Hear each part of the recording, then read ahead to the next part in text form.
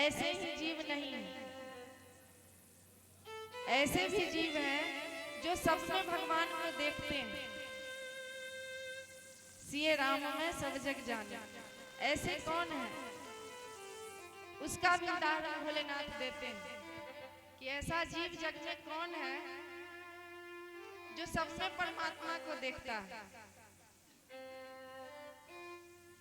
जो संतों के साथ रहता है, जो भगवान की कथा को श्रवण करता है, जो भगवान की प्रतिमाओं को दिन रात पूजा करता है। तो पत्थर की प्रतिमा को पूजते पूजते उसे मन में विश्वास हो जाता है कि भगवान है, और भगवान है तो वो हर जगह है, सब में है, वो सब में विराजमान है। इसलिए संतों का संग करना चाहिए। भक्ति के रूप में आगे हम लोग सुनेंगे, अगर समय मिलेगा, समय तो बहुत कम है। भक्ति में श्री राम भगवान माँ सबरी को क्या बताते हैं? प्रथम भगति संतन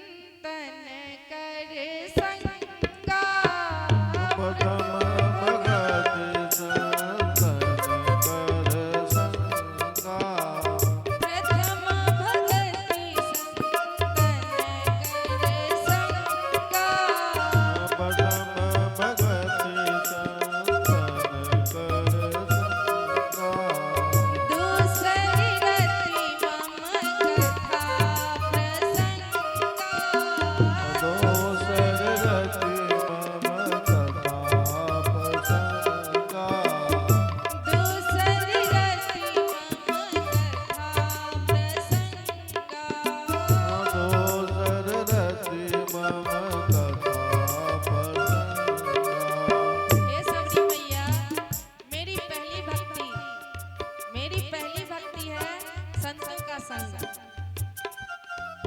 पहली भक्ति को संतों का संग बताते हैं।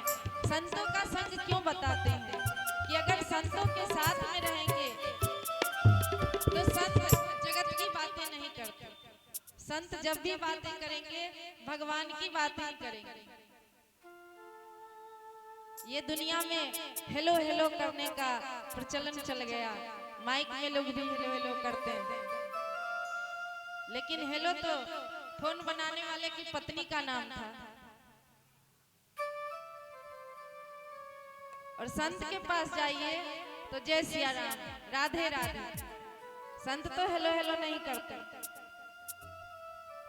संत के साथ अगर रहेंगे तो हम लोगों को भी आदत हो जाएगी राधे राधे करने की, जय सिया राम करने की, जय श्री कृष्ण करने की, होगी ना?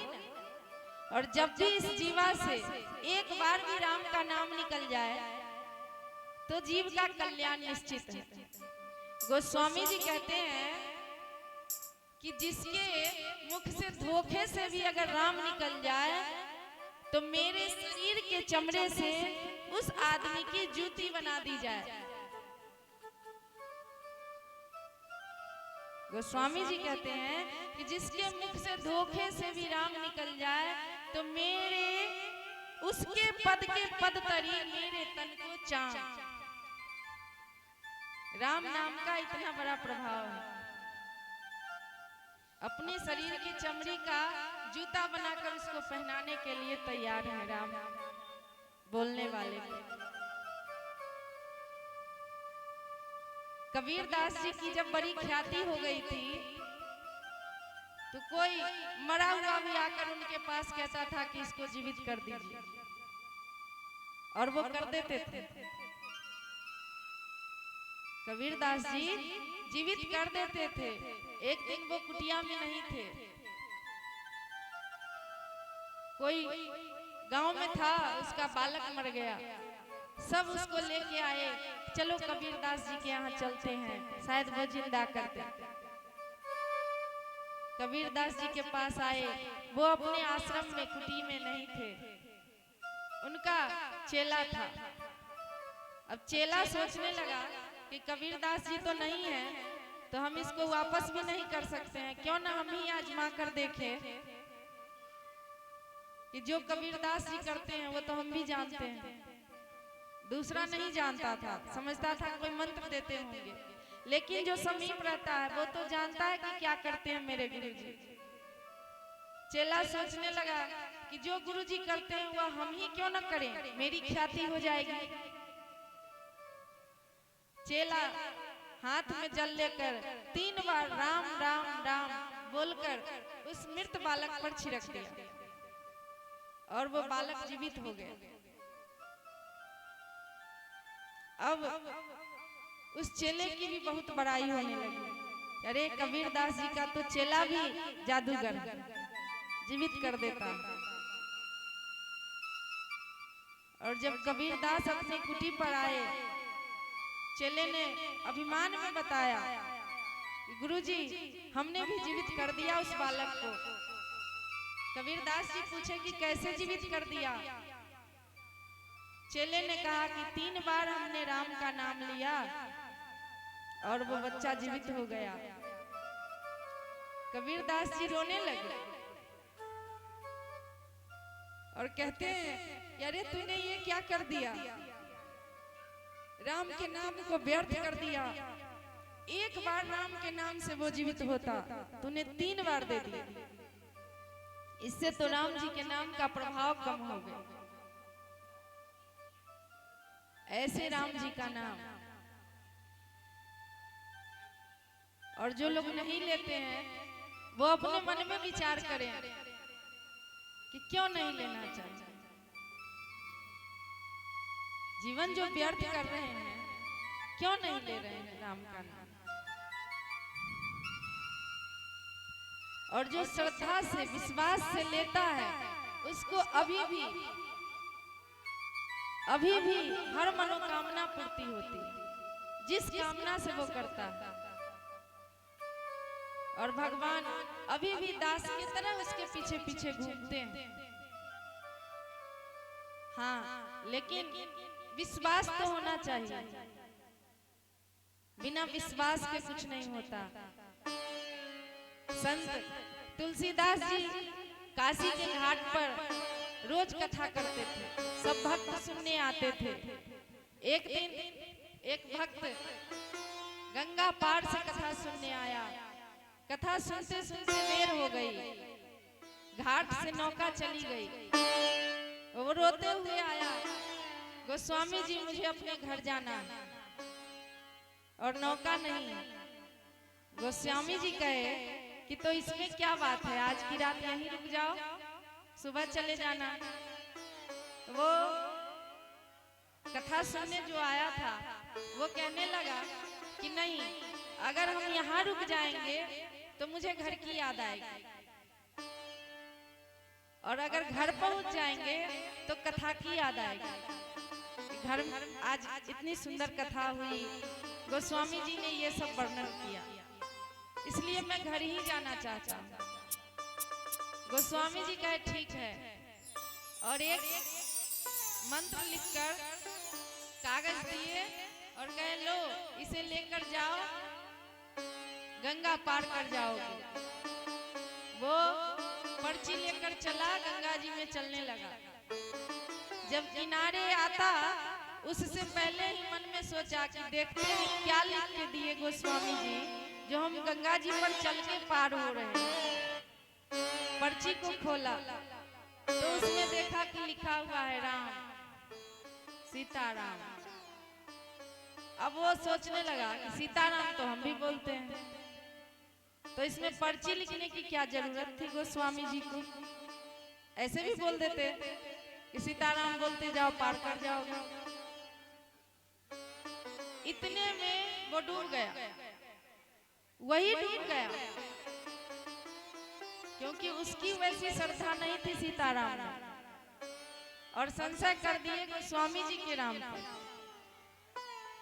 और जब डूब कर मरने लगा तब उसे याद आया, हे तुलसीदास के राम पार लगाओ।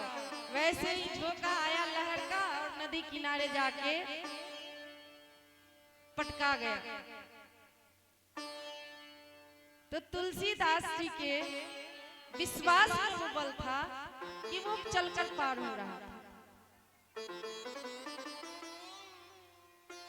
और हम लोगों में वो विश्वास नहीं है कि इस राम से, इस सीताराम से, अगर किसी को कहिए सीताराम बोलिए तो वो सामने से कहेगा हम तो राधे राधे बोलते हैं।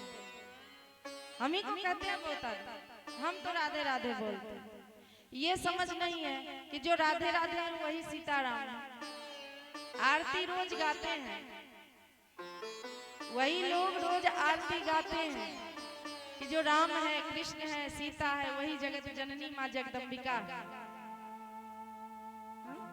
गाते हैं राम कृष्ण तू सीता ब्रजरानी राधा, तू बांछा कल्पद्रुम हारिणी सब बाधा। नहीं गाते हैं? सब गाते हैं, लेकिन समझते नहीं। तो उसका प्रभाव होगा मन पर। जो सिर्फ जीवा हिला के कह दिए और अंतर मन में नहीं गए तो उसका प्रभाव होगा? कभी नहीं होगा। लेकिन अंतर मन में अगर सोच लिए हैं कि वही है राम कृष्ण तू सीता, तो फिर भेद नहीं होगा। ऐसे बाबा भोलेनाथ,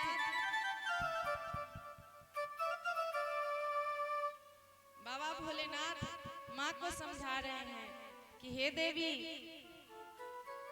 जो संतों का दर्शन नहीं करता है उसके लिए भगवान बहुत अगम है। जो अपने जीवा से राम का नाम नहीं लेता उसकी जीवा कैसी है? दादुर के समान। मेढक, दादुर जानते हैं? मेढक बारिश होती है तो अपने आप टर टर टर टर करते रहता है, लेकिन उसकी बातों को कोई सुनता नहीं है। टर टर कोई समझता है? नहीं समझता।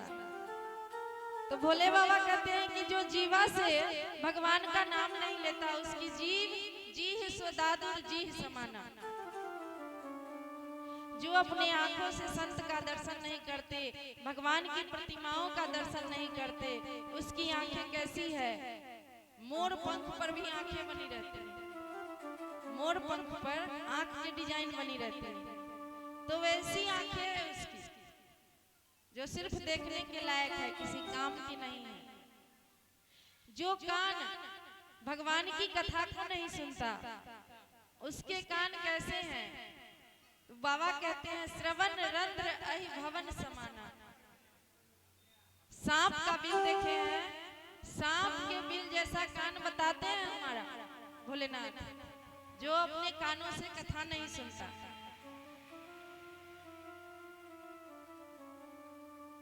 तो अब अपने आप हम लोग अनुमान लगाएंगे। बाबा तो कह दिए कि हमारा कान कैसा है, हमारी जीवा कैसी है, हमारे आंख कैसे हैं। लगाएंगे अनुमान। हमारी भक्ति है कि नहीं है स्पष्ट बताते हैं ना।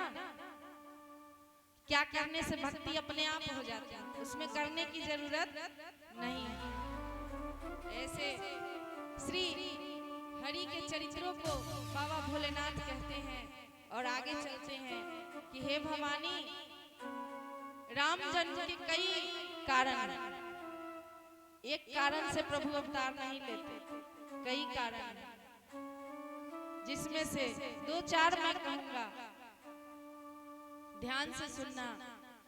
तो एक अवतार हिरण्याक्ष और हिरण्यकश्यप का हुआ, जिसके लिए भगवान ने बराह का अवतार लिया और नरसिंह भगवान का अवतार लिया। दूसरा अवतार जलंधर का। समय है क्या?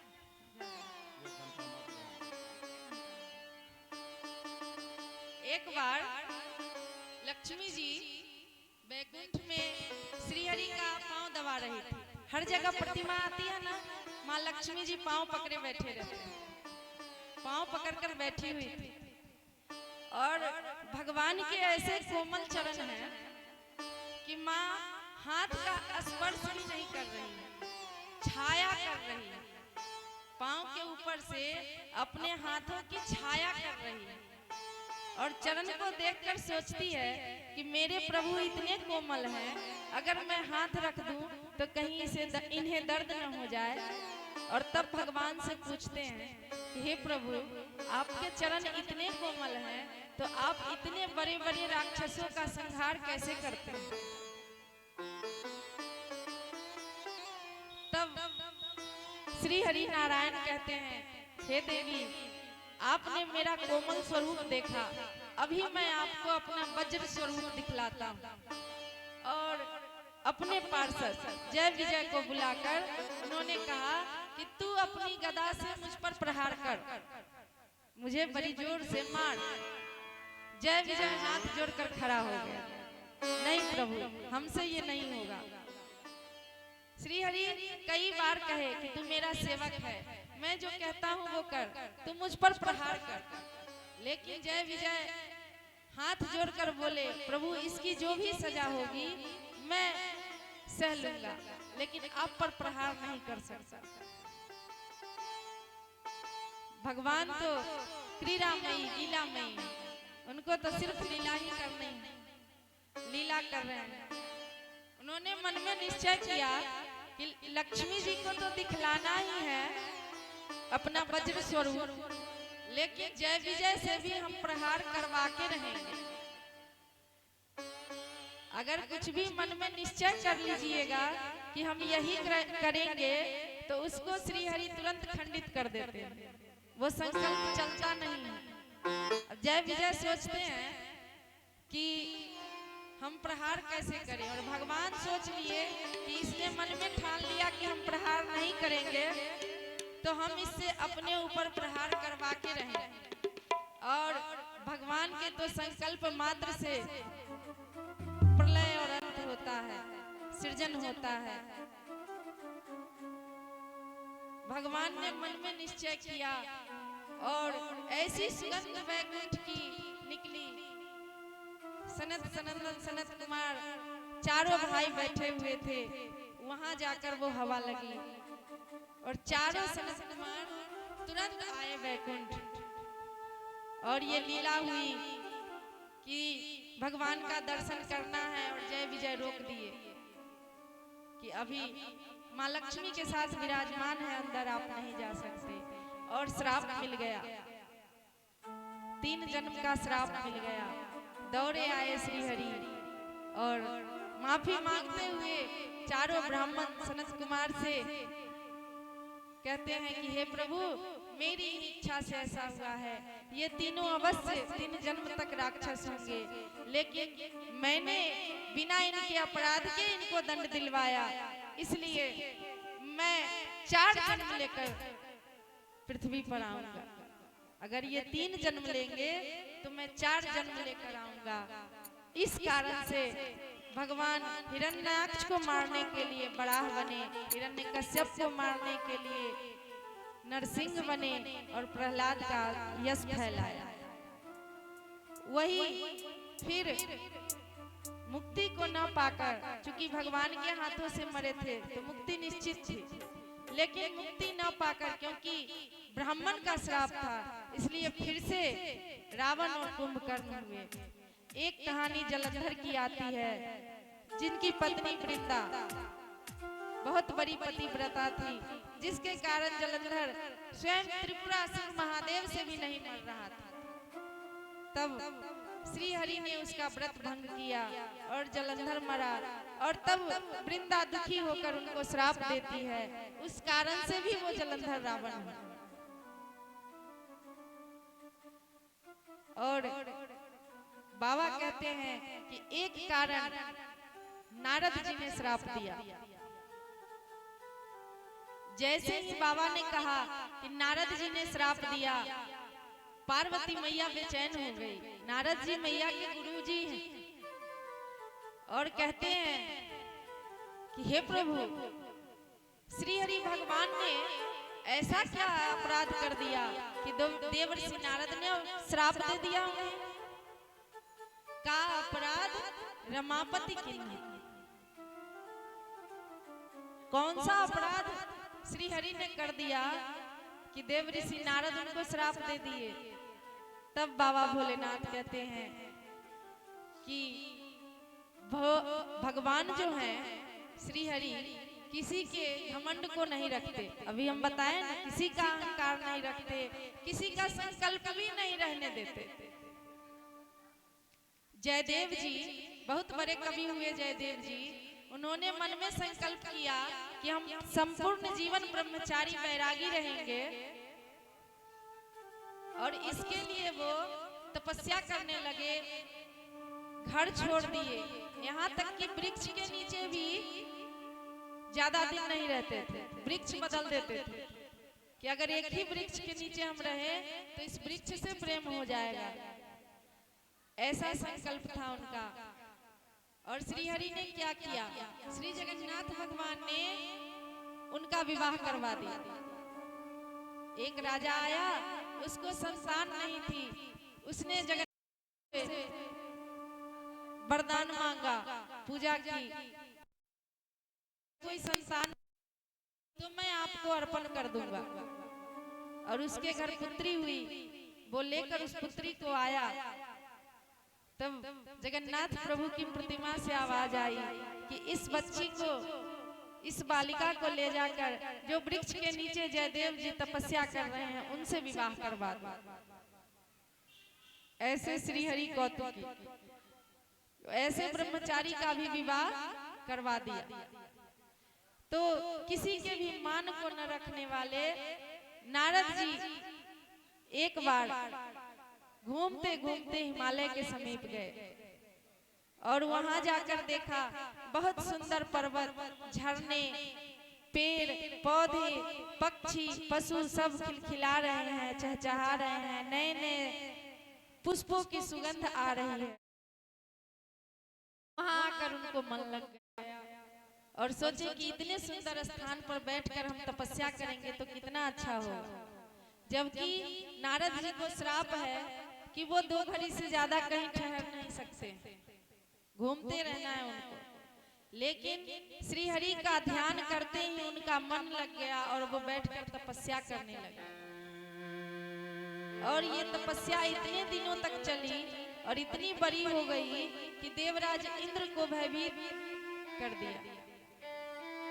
देवराज इंद्र डरने लगे कि कहीं मेरा स्वर्ग लेने के लिए तो तपस्या नहीं कर रहे हैं। और ऐसे में कामदेव को भेजते हैं तपस्या भंग करने के लिए।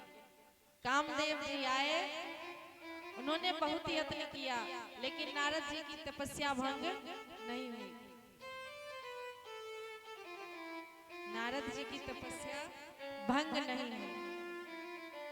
ऐसे में कामदेव वहीं बैठ गया और जब नारद जी की आंखें खुली तो वो उनके चरणों में लेट गया, प्रणाम करने लगा, जय जयकार करने लगा। और कामदेव स्वर्ग में जाकर सभी देवताओं को भी बताए कि नारद जी की तपस्या तो बड़ी अद्भुत थी, मैं भी उसका भंग नहीं कर पाया।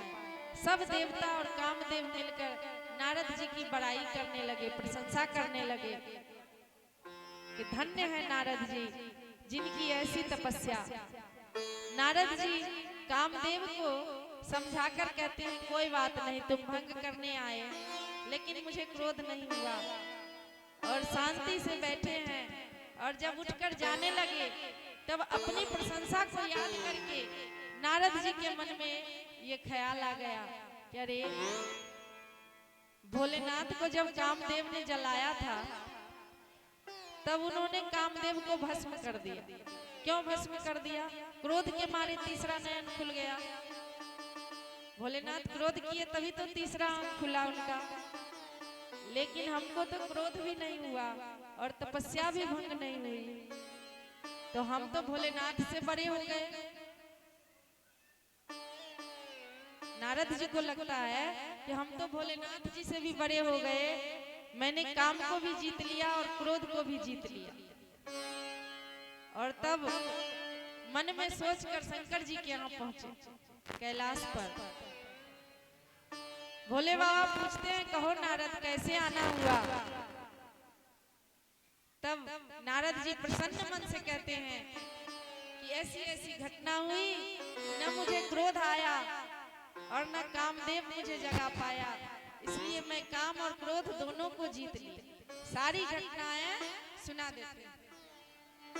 भोले बाबा कहते हैं नारद, अच्छा हुआ तुम बड़े बड़े तपस्वी हो, तूने काम क्रोध दोनों को जीत लिया, लेकिन कभी श्री हरि के सामने इस प्रसंग को मत बताना। अगर चर्चा भी चले तब भी तुम इस प्रसंग को मत सुनाना। नारद जी क्या सोचते हैं? नारद जी सोचते हैं कि भोलेनाथ को हमसे जलन हो गई, इसलिए कहते हैं कि हरि को मत बताना। चले वो प्रसंग दुरायो तब हम, अगर प्रसंग भी सामने से भी श्री हरि पूछे तब भी मत बताना। इसका मतलब है कि भोलेनाथ को हमसे द्वेष हो गया, इसलिए नहीं बताने देते। और घूमते घूमते एक दिन बैकुंठ को गए। जब बैकुंठ में पहुंचे और